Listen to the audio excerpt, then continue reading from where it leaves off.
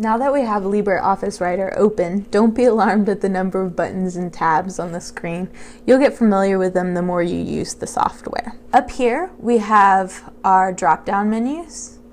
I'm going to show you a lot of things in toolbars and side panels that are also found up in the drop-down menus. That's really your preference and which you prefer to use.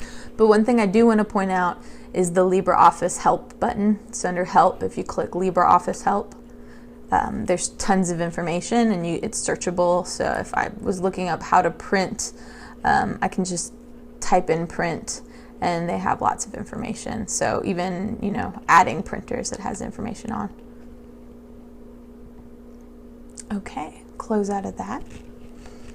These toolbars have shortcuts for a lot of different things that we'll go over. And the great thing about LibreOffice is that if you hover over it, it'll give you a clue as to what it does. So this provides a strike through, this button saves, this one prints, and that sort of thing. On the side we have some useful panels. So this is the Properties panel, and you'll notice that these subheadings can collapse. So you can click the plus or minus sign to collapse them depending on what you're using. And there's other panels that you can open up. So the styles and formatting, this is some image panels, a useful navigator panel right here. I'm going to leave it on properties because that's easy. At the bottom here we also have some useful things. So this gives you some stats down here about the document. So there's one page, no words or characters. This floppy icon turns red if you haven't saved, and it's a great reminder to keep saving. This also lets you zoom in and out right here. Let's say you wanted to open a document that you were working on, let's say last week or yesterday. There's a really simple way to do that, and that's using this open document icon right here. You can click on it and go through folders, but I like to click this arrow, which gives you a drop down of your most recently used files, and you can click on the one you're looking for and it opens right up. Now I'm not going to do anything with this document, so there's several ways to close it, the easiest being just clicking this X button. If you're working on a document and want to open a new blank one, just come up here and click this blue icon. It's the new icon, and just click it and it opens a new one for you. It's very important to save your documents often. In fact, when I have a new document or open up a new document, the first thing I like to do is save it with a name that I'll recognize and a place I'll be able to find it again. This is because I'm a really disorganized person, so it's helpful if I just start well right off the bat.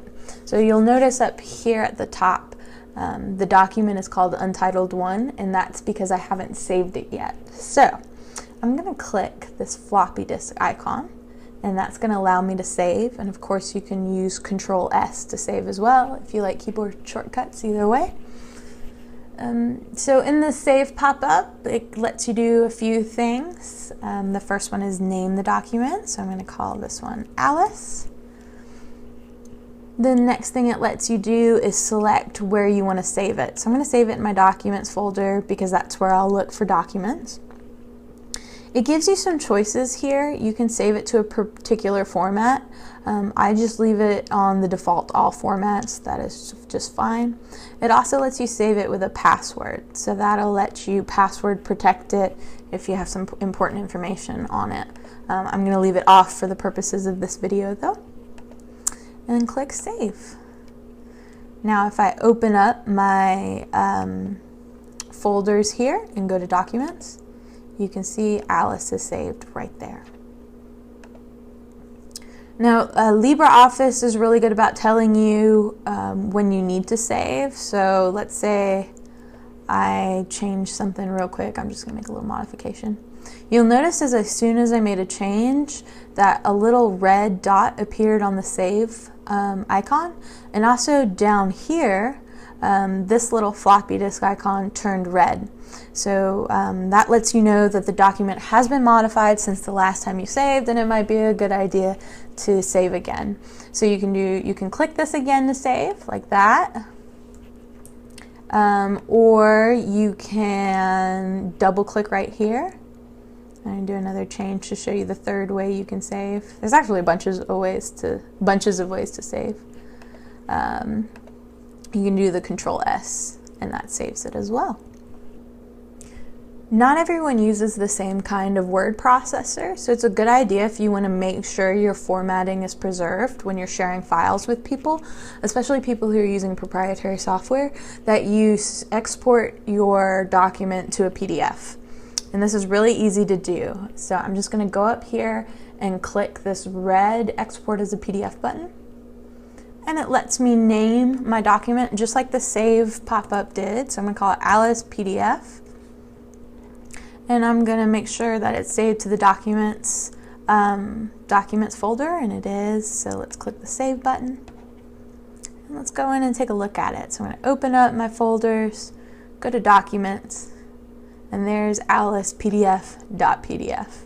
And this way, my formatting is preserved for whoever might open it up. There's several ways to select text in LibreOffice, and this is important for doing things like formatting. Let's say I want to turn certain things green, like this title. One way I can select it is by clicking my mouse and holding it down and dragging it over the whole title. There we go. And now you'll notice the whole title is selected, and I can change the color of the text now only to the portion that I've selected. You can select all the text. Let's say I want to make all the text kind of a dark gray. You can try to drag and hold down. This can be a little tedious. So a short way to select all the text would be to hold down the Control key, and then while you still have it held down, press the A key, and that selects everything in the document. So now I can come up to my font color and change it to a dark gray. LibreOffice Writer makes it really simple to find specific text. So let's say I want to look for every instance in this document where it says Alice. So I'm going to go up to the Edit drop-down and select Find. You can also do this by using Control F. So, oh look, it's almost like I've searched Alice before. If I type in Alice in this box right here and hit the Enter button, it's going to scroll through all the instances of Alice. Or you can use these keys, these buttons right here, the arrows up and down, to go through either the next Alice above or the next Alice below. You can also click the Find All to select them all. So now that I have all my Alice's selected, I can do stuff like I can bold them all or italics them all. You can also replace certain text in documents. So I'm going to go up to Edit and select Find and Replace. So let's say I want to change all the instances of Alice to Jane. So I've typed it into the Replace With, and now I'm going to click Replace All. And I'm going to close out of this, and you can see here that all the places where it did say Alice, it's changed to Jane. Let's say you make a mistake and your cat walks across your keyboard. An easy way to fix this mistake is just to click the Undo button. So I'm going to go up here and I'm going to click, and I'm going to keep clicking until the mistake is gone. You also have a redo button. So let's say I clicked undo too far. I can redo and go back to how I want my text. Another quick way to do this is to use Control Z, and that also functions as undo.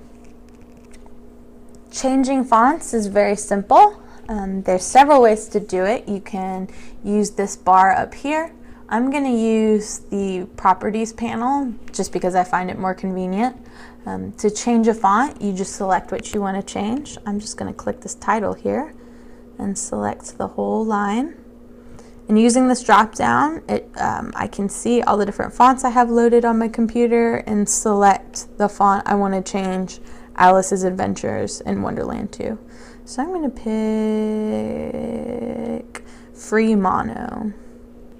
To change the font size, just select your text, and using this drop down, you can select the font size you like. So 44, we can make it bigger, or we can make it really teeny tiny, up with 12. I like it bigger though, so I'm gonna put it at 36. There's several options for character formatting. So let's pick a line to play with. So I have this line selected, and over here in my properties characters panel, I'm just going to click through and show you what they do. So this B bolds things. I'm going to turn that off. The I puts things in italic. The U underlines your text, and it also gives you some cool options. So you can do the typical underline, or you can do something more fun like waves. That's what that looks like. I'm gonna click it again to turn it off. Strike through puts a line through it. It's great if you're having like a digital to-do list, you can strike through something. And this A puts a shadow behind text. It's kind of hard to see with such tiny fonts, so what I'm going to do is I'm going to highlight the title and show you what the shadow looks like there. So you can see there's a little shadow behind it. To change the color of text, just select what you would like to change, and using this drop down, pick your color. So I'm going to pick like a Free IT Athens green, and now the text is changed.